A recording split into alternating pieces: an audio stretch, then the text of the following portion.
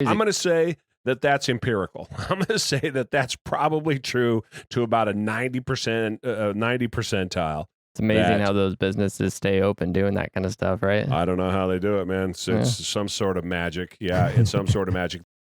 We are, like Billy said, it's been tough because I moved. We've talked at length about me moving and am set up in my office, but every day I think I'm getting a little bit closer to something more realistic. In sitting here and working, I'm back to work in my usual hours. So I was sloughing off, particularly right after we got here, and now I'm back to put in my regular 12 to 14 hours. And I was having a conversation today with some guys. I know this is something we talk about all the time. This is what people hear all the time, is about what you have to do and the hours that you have to put in. But I have these conversations quite a bit. And this one that I had today, he was checking in on me as a buddy of mine from Portland and how I was doing. And I said, man, I'm back to doing it again. He thought I gave that up. Yeah, he thought I was moving here to give up working that much. And I was like, dude, what the hell are you talking about? As we talked about in the past, Billy, not having people able to walk in on me has made me just absolutely productive in a way that I didn't think was possible, which is a lesson in and of itself. Mm-hmm. That I could have sat there and done this and been more disciplined and things of that nature, but I didn't. I'm learning that lesson now, so that when I come back, like we said, I'm going to be splitting my time. When I come back, then I think it'll probably be a completely different setup, and everybody there too will be used to me not being there. Yeah. So I think that and used to communicating with me this way. So I think that's going to work out pretty well. But here's I have people that I know that want to buy businesses, right? And I have one whose head's on 100% right, my brother-in-law. So my brother-in-law wants to buy a business or rent real estate or buy real estate and rent it. And we're going to talk on this podcast about the difference between that as I help him through that and give him whatever advice I have to help him make a good decision. But before we get to that, today in particular, this conversation came up, and it's the one about work and the amount of hours and time and effort and energy it takes to, be successful.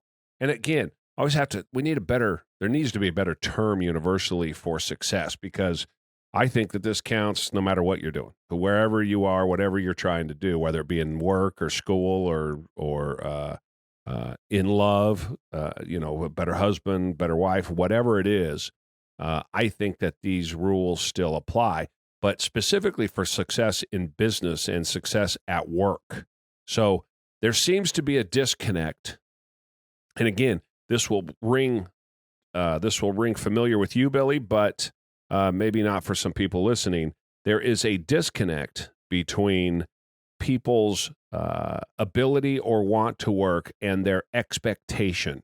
And the disconnect has to do with, I think that people believe that if you are working a 9 to 5, if you're just an hourly worker or a salaried worker, that your expectation is less than what mine is as an entrepreneur and a business owner. Does that make sense? No. Define expectation, I guess. So I'll just tell my own story. Every job that I ever had, I worked. I was talking with my nephews about this over Christmas. Every job I ever had, I worked like I owned the place. Mm-hmm. So I didn't work. If you own the company, let's say, again, we'll use delivery as an example. If you own a delivery company, and the conversation specifically I was having with my nephews, they work for Amazon.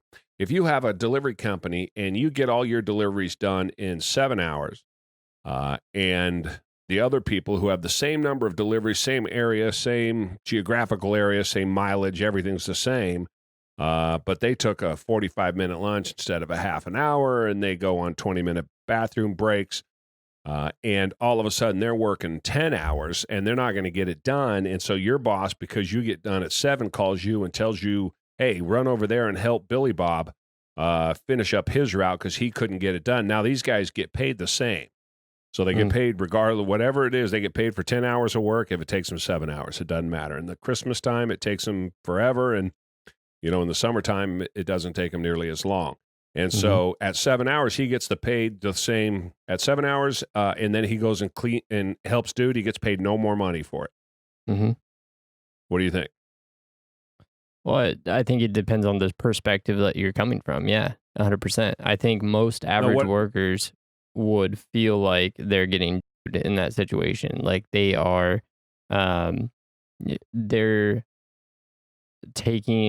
being punished, quote unquote, for performing at a higher level than their coworkers. And this is normally, heard around the office kind of chatter as I do everybody's job, or why do they even have this other guy fire the other guy and pay me twice?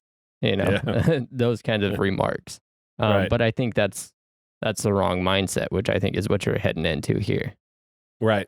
That's exactly right. I love they should fire that dude.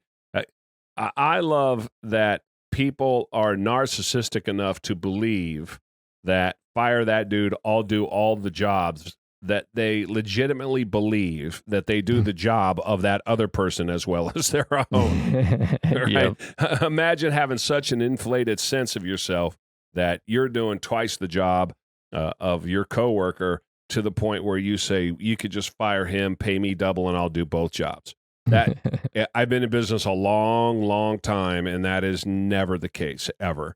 But and it speaks directly to what the problem is. The problem that faces people who are looking for success. The rules are the same. We talk about them at length, and yet like we're changing the world, and yet it continues to come up. And so I'm going to continue to talk about it and double down on it, in fact, because I think this whole work hard narrative is getting the hell beat out of it in the social media world. You got some of the bigger guys that are talking about what it takes, but I don't know, a lot of them bigger guys are trying to sucker people in by telling them, hey, just give me your money, invest it with me, you don't have to work nearly as hard, and I'm going to get you X, Y, or Z return. So I don't really trust where those guys are coming from, the majority of them.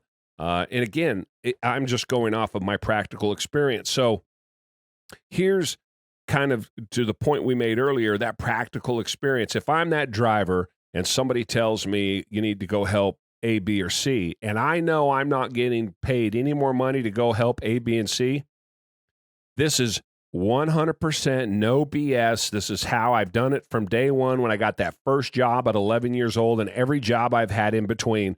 I don't care what other people are doing. I don't care what you're paying me. I agree to come in, and I understand that I may get paid for 10 hours. Now, see, if I get paid for 10 and I'm only working 7, I understand I'm getting over on you. If I work 7 hours and then you make me go work for 10, think about this, and you're paying me for 10 and I complain, you follow the mindset, right? That's not reasonable. Nope. That expectation is not reasonable. That's not what you're getting. You're getting over on them. You owe them 3 hours every single day. So I can hear people saying, oh, Jerry, you're the boss, you're a business owner, that's why you're thinking like that. And it's like, and I'm saying, no, this thought process is why I'm the boss. And it's why I'm the business owner. And it's why I got where I am, because I never thought that way. That thought process never entered my mind. My thought process always was give the person paying me more than they expect, more than they're paying me for. You never get paid. We've said it before. You never get paid what you're worth. But I always, on my road to being an entrepreneur and a business owner and having some success doing it, my road has always been to give the owner more than, or the boss or the manager or whatever it is, more than they were paying me for. Now, under promise and over deliver. Yeah, it's that simple. I mean, certainly that's a customer service sales mantra, but it absolutely fits the road and the path to success. And the thing though is, this is I think that one's belief in themselves that they're able to do the jobs of two people, if you'll pay me for it, is the problem. That person, I can almost guarantee you, is never going to reach the type of success that they might otherwise have attained. So you want the trick for me is give that up and just go to work. Well, Jerry, I can't let that guy get over on me. That's a you problem. So if you think that your boss, the company owner, the big business, whatever it is getting over on you, that's a you problem. Because you owe that person on your road to prosperity, on your road to riches and your road to success, you owe that person 125% of your time.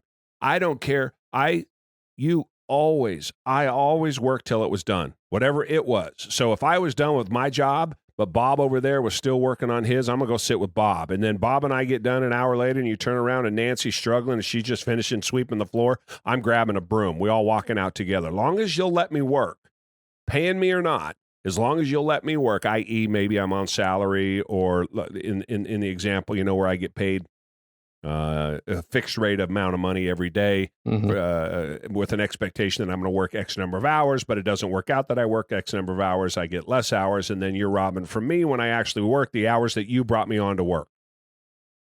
So that you work till it's done. You don't, here's another good example. You're a driver and your car breaks down. I use something that I know. You have a doctor appointment. Let's say you have a doctor appointment, Billy, and you got to go to the doctor. It's your doctor's appointment at 10 o'clock in the morning. You usually get to work at 9. You let them know in advance that you made this appointment, that you got to go to the doctor, and that you'll usually start at 9. You got to be at the doctor at 10. You'll come in when you're out of the doctor, right? Or you'll be out after the doctor. Do you know how many people never show back up?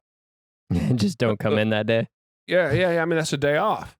And so I'm reminded every single time I hear about it or read about it or see it myself, what that gets you, which is absolutely nothing. I don't care if you work until 5 and you get out of the doctor at 3:30, you go to work. Yeah. And maybe they're going to let you, maybe you'll be lucky enough they'll let you work till 6 or 7 and you pick up a couple more hours if you're lucky. But you go to work. You don't take the day off. You don't go, oh, I'm done, or I'm finished, or I did my thing and now I'm going to go relax, or I had a doctor's appointment, so I'm justified, or it's my birthday, so I'm justified. That's the one I love the most. It's my birthday. Freaking 40 years old, for Christ's sake. Who cares about your birthday? We're not going having Sundays with a bunch of kids with hats on their heads. No, you're 40 years old. You're going to have a beer after work, for Christ's sake. What do you need your goddamn birthday off for? I'm just telling you that these are all weaknesses. So if you're going to a doctor appointment at noon and you don't come back, that's a you problem, not a boss problem. You have to understand that if you profess to want something more and that's you, the road for you is significantly harder to hoe than people who are of the correct mindset. And the people who are of the correct mindset are few and far between. So if anybody listening to this thinks that this is you need to understand that in my vast experience, I have rarely run into people like this. Rarely. And I notice it as soon as it happens, obviously, because I'm like, hey, that's somebody, I recognize that. I recognize that work ethic. I recognize that attitude. I recognize that approach. And think about it. There's good workers. There's people who put in their 8 hours and show up on time and leave on time and all of that, right? And they're productive and they sit there and they hammer it out and they're good workers. And if you ask that person if they're the same as my approach, they're going to say yes, right? Because and legitimately they're a good person. They don't see, in many cases, they don't see what's taking place. What's I don't want to say it's behind the scenes, because it's not really. It's right there out where everybody can see it. But there's a reason that they're still sitting there in that same job 3, 4, 5 years later, and multiple people have come run through. And every now and then that one person that really takes off and comes through and takes over and then is gone as he moves his way up or she moves her way up. What do? Do we appreciate how hard that person worked? Do we appreciate the amount of effort they put in? Do we look at and evaluate what they did versus what we do? Do we try to learn from it and go, man, how'd that guy move through so quick? Is that what we do, Billy? We should, but it's not what often happens. It's, nope. How'd that guy get the promotion? He's only been here for this long. I That's work right. way harder than them. That's right. That's Yep. exactly right. That's exactly right. Everybody who ever did not get promoted that wanted to always outworked the person that did. Is that funny?